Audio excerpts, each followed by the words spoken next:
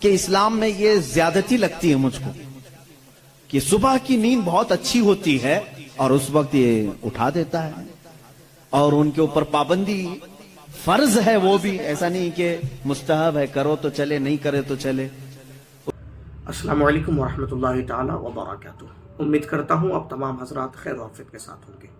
آج ایک اہم مسائل کے ساتھ آپ تمام حضرات کے سامنے حاضر ہوا ہوں کہ اسلام میں صبح جلدی اٹھنے کا حکم کیوں دیا گیا، لوگوں پر یہ زیادتی کیا گیا، کیونکہ صبح کی نیند بہت ہی اچھی نیند ہوتی ہے اور صبح میں بہت اچھی نیند بھی آتی ہے، اور دیکھا بھی گیا ہے مسلمان لوگ بھی، اسلام کے چاہنے والے، اسلام کے ماننے والے لوگ بھی صبح میں جلدی نہیں اٹھتے، اور یہ حق بات بھی ہے۔ آپ مسلمان ہیں سننے والے، تو کیا بتائیں آپ صبح میں جلدی اٹھتے ہیں؟ یعنی کہ فجر کی نماز پڑھنے کے لیے اسلام نے فجر کی نماز کیوں فرض فرمایا، فجر کی نماز پڑھنے کے لیے اٹھنا کیوں ضروری فرمایا، کیوں فرض فرمایا کہ فجر کی نماز کے لیے اٹھو تم؟ یہ کافروں کا کہنا ہے کہ اسلام میں یہ زیادتی ہے، لوگوں پر اسلام نے یہ زیادتی کی ہے۔ کیا آپ کی کیا رائے ہے اس پر؟ آپ کمنٹ باکس میں ضرور بتائیں، اور آپ یہ بتائیں کیا آپ فجر کی نماز پڑھتے ہیں؟ ہم تو یہ دم بھرتے ہیں کہ ہم مسلمان ہیں، آقا صلی اللہ تعالی علیہ وسلم پر ایمان رکھتے ہیں، ہم تو یہ دم بھرتے ہیں کہ ہم حضور صلی اللہ تعالی علیہ وسلم کے غلام ہیں، ان کے چاہنے والے ہیں، ان کے عاشق ہیں، لیکن ایسے چاہنے والے ہیں کہ جو نماز ہم پہ فرض ہوئی، نماز حضور صلی اللہ تعالی وسلم کی آنکھوں کی ٹھنڈک ہے، ہم وہ نہیں کرتے، ہم نماز نہیں پڑھتے، تو لوگ تو سوال اٹھائیں گے نا، کیونکہ ہم نے یہ اٹھانے کا موقع دیا انہیں۔ اگر ہم فجر میں اٹھتے تو اس طرح کے سوالات نہیں پیدا ہوتا۔ بہرحال اگر پیدا ہو ہی گیا تو اس کا جواب کیا ہے؟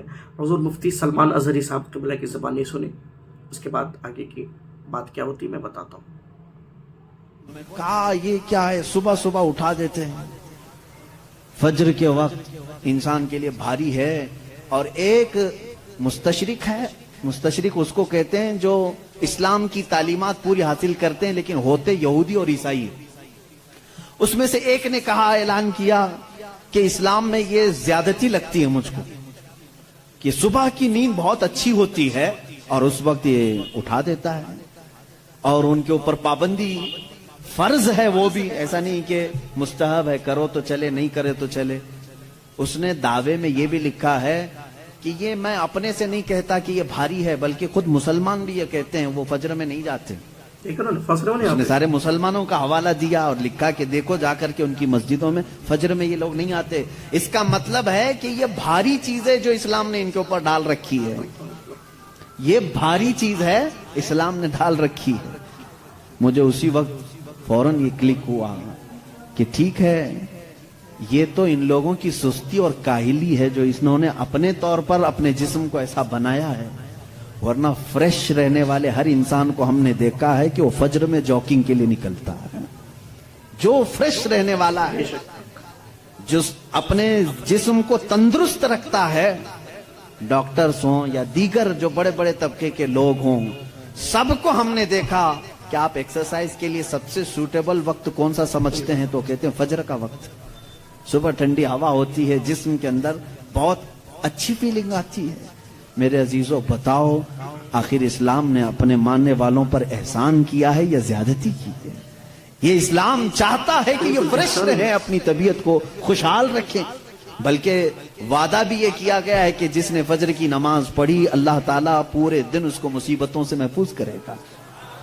فرشتے اس دن کا رزق اسے دے کر برکتیں ساتھ دے کر کے جاتے ہیں۔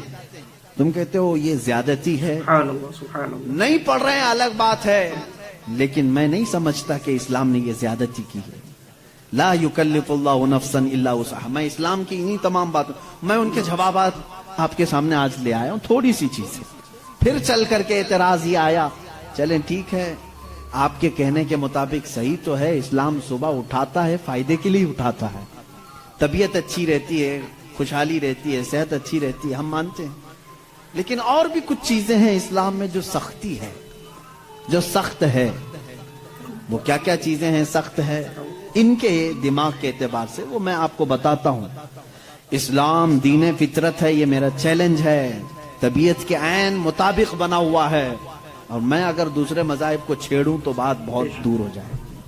بہت طویل ہو جائے گی، اللہ اللہ، کیونکہ میرا یہ مزاج نہیں ہے کہ دوسروں کی خرابیاں لے کر کے سب کے سامنے بیٹھوں، اور خرابیاں ڈھونڈنا اچھی بات بھی نہیں، اللہ اللہ، ہم تو اچھائیاں بیان.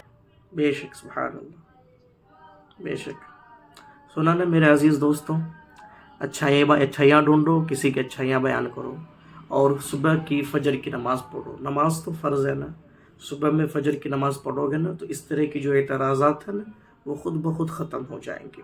حضور تاج الشریعہ علیہ رحمہ سے کسی نے پوچھا، کسی نے سوال کیا کہ حضور داڑھی رکھنے پر اسٹوڈنٹ پر پابندی ڈالی گئی ہے، تو حضور تاج الشریعہ علیہ رحمہ نے یہ فرمایا کہ احتجاج کرو. اور احتجاج کرنے کا طریقہ کیا فرمایا معلوم؟ کہ داڑھی رکھو، یہ اعتراض کرنے کا حکم انہوں نے فرمایا.